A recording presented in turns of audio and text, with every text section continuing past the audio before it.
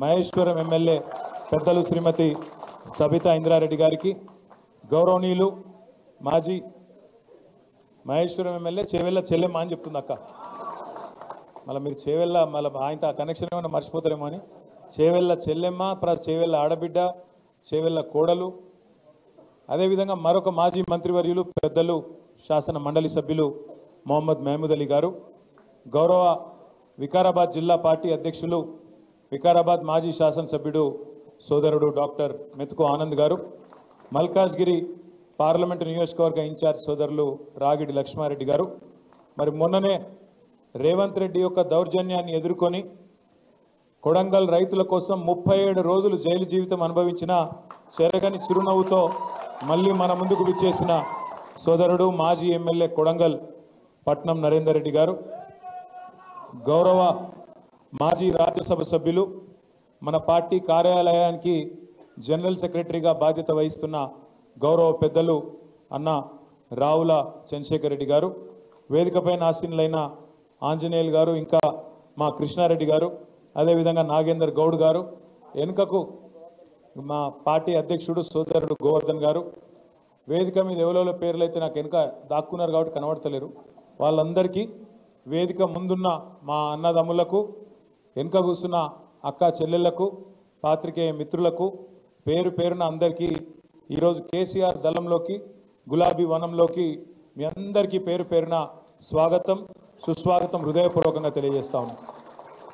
అక్క ఇప్పుడే చాలా విషయాలు చెప్పడం జరిగింది, పెద్దలు మధుసూనాచారి గారు కూడా చాలా విషయాలు చెప్పడం జరిగింది. నిన్న అక్కడ రేవంత్ రెడ్డి గారి నాయకత్వంలో గాంధీ భవన్లోనో ఎక్కడనో కాంగ్రెస్ వాళ్ళ మీటింగ్ జరిగింది. మరి మీరు టీవీలో పేపర్లో చూడొచ్చు. ఢిల్లీకి వెళ్ళి కొత్త ఇన్ఛార్జ్ గారు వచ్చిండ్రు, వారికి స్వాగతం పలుకుతూ కాంగ్రెస్ వాళ్ళు సమావేశం పెట్టిండ్రు. అందులో 3 ఆనిముత్యాలు లాంటి మాటలు నేను చూసిన. 3 ఆనిముత్యాలు, 1 కాదు 2 కాదు 3. ఒకటి రేవంత్ రెడ్డి గారు సెలవిచ్చిండ్రు, ఏమని, మంచి మైకులలో చెప్పాలి, చెడు చెవులో చెప్పాలి అన్నాడు.